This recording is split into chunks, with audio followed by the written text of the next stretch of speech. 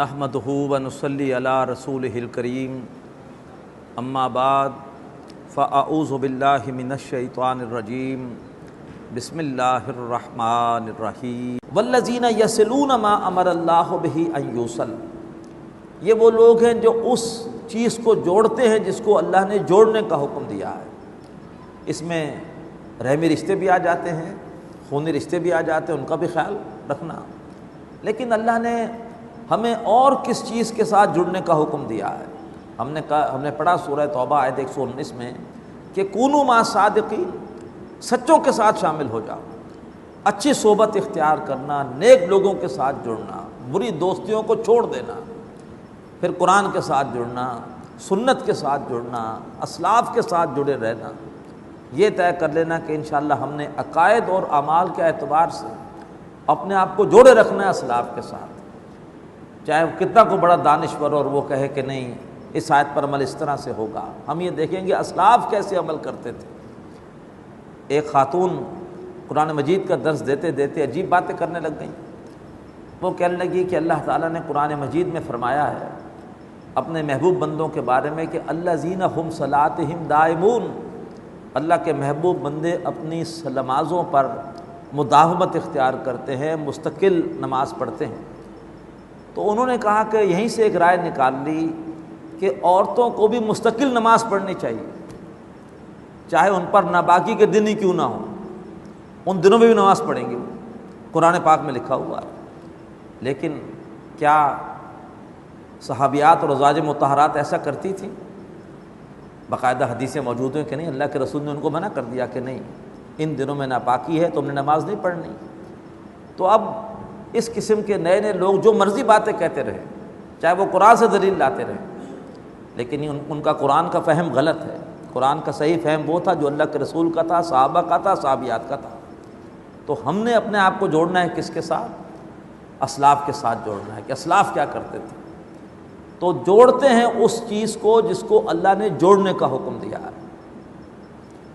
وَيَخْشَوْنَ رَبَّهُمْ، اگلی صفت، اور وہ اپنے رب سے ڈرتے رہتے ہیں۔ ہر وقت احساس رہتا ہے کہ اللہ دیکھ رہا ہے، حساب کتاب ہوگا، لہٰذا اپنے ہر عمل میں وہ اللہ کے احکامات کو ملحوظ رکھیں گے، اس لیے کہ اللہ سے ڈر رہے ہیں۔ وَيَخَافُونَ سُوءَ الْحِسَابِ، اور برے حساب سے ڈرتے ہیں کہ کہیں قیامت کے دن رسوائی نہ ہو جائے۔ جب نتیجہ میرے سامنے آئے تو میں وہاں پر فریادیں نہ کر رہا ہوں کہ یہ کیسا نامہ اعمال ہے، اس میں ہر چھوٹی بات لکھی ہے، بڑی بات لکھی ہے۔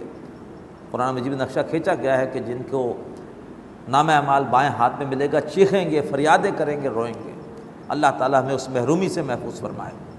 فرمایا وہ حساب کی برائی سے ڈرتے رہتے ہیں۔ والذین صبروا ابتغاء وجہ ربہم، اور یہ وہ لوگ ہیں جو اپنے رب کی رضا کے لیے صبر کرتے ہیں۔ اللہ کی راہ میں تکلیف آئے تو تب بھی صبر کرتے ہیں، اپنے مشن سے نہیں ہٹتے ہیں۔ اگر کوئی لالچ دی جائے تب بھی صبر کرتے ہیں، کسی لالچ میں نہیں آتے۔ کوئی سودے بازی کی پیشکش ہو تب بھی صبر کرتے ہیں، باطل کے ساتھ کوئی ڈیل نہیں ہوگی، کوئی کمپرومائز نہیں ہوگا، کوئی سودے بازی نہیں ہوگی۔ یہ وہ 3 صبر کے مراحل ہیں جو اللہ کے رسول کو مکی دور میں دیکھنے پڑے۔ شروع میں تشدد، مار پیٹ، دھمکیاں، اس کے بعد لالچ، اور اس کے بعد مکی دور کے آخر میں کمپرومائز، کچھ ہماری مانیں ہم کچھ آپ کی مان لیں گے، نہیں، یہ رب کی رضا کے لیے صبر کرتے ہیں، ہر صورت میں حق پہ ڈٹے رہتے ہیں۔ پھر وہ اقاموا الصلاۃ، نماز قائم کرتے ہیں، اللہ سے لو لگاتے ہیں، اللہ سے نماز کے ذریعے سے مدد مانگتے ہیں، دعائیں کرتے ہیں اللہ سے کہ اللہ ہماری محنت سے کچھ نہیں ہوگا، حق اور باطل کے معرکے میں کامیابی ہوگی آپ کی توفیق سے، آپ کے اذن سے۔ اللہ سے لو لگاتے ہیں نماز کے ذریعے سے۔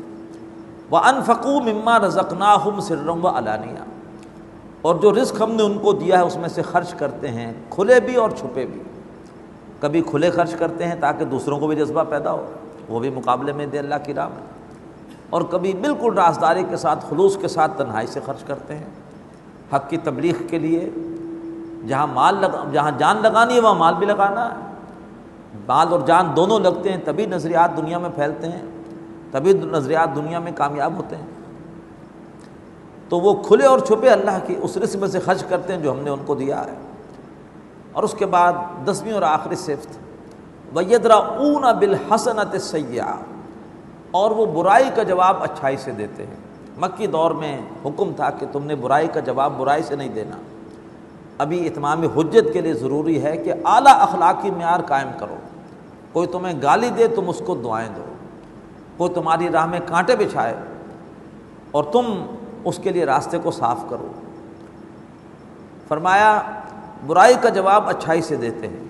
اولئک لہم عقبی الدار، جن میں یہ 10 اوصاف ہیں، جو حق کا ساتھ دینے کے لیے یہ طرز عمل اختیار کرتے ہیں، ان کے لیے ہے آخرت کا گھر۔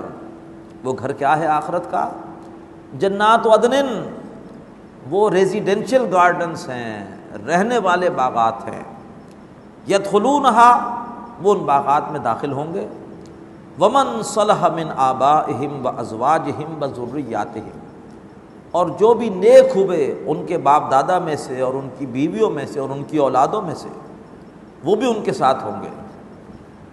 سورہ طور میں بشارت آئے گی کہ اگر باپ زیادہ نیک ہے، اونچے درجے میں ہے، بیٹا کم نیک تھا، نچلے درجے میں ہے، اللہ تعالیٰ بیٹے کو اٹھا کر اوپر لے جائے گا باپ کے پاس۔ اور اگر بیٹا اونچے درجے میں ہے، باپ نیچے درجے میں ہے، اللہ باپ کو اٹھا کے اوپر لے جائے گا، کسی کے درجے میں کمی نہیں ہوگی۔ تو فرمایا وہ بھی داخل ہوں گے رہنے والے باغات میں، اور ان کے باپ دادا بھی، ان کی بیویاں بھی اور ان کی اولادیں بھی۔ والملائکۃ یدخلون علیہم من کل باب، اور فرشتے ان پر داخل ہوں گے ہر دروازے سے۔ جنت کے 8 دروازے ہیں، ہر دروازے سے فرشتے آئیں گے۔ سلام علیکم، آ کر کہیں گے تم پر سلامتی ہو، ویل ڈن، آفرین ہے تم پر، بما صبرتم، جو تم نے دنیا میں صبر کیا، تم حق پر ڈٹے رہے، باوجود رکاوٹوں کے، مشکلات کے، تم نے استقامت کا مظاہرہ کیا۔ فنعم عقبی الدار، تو کیا ہی عمدہ وہ آخرت کا گھر ہے۔ اللہ ہم سب کو عطا فرمائے۔ بارک اللہ لی ولکم فی القرآن العظیم ونفعنی وإیاکم بالآیات والذکر الحکیم۔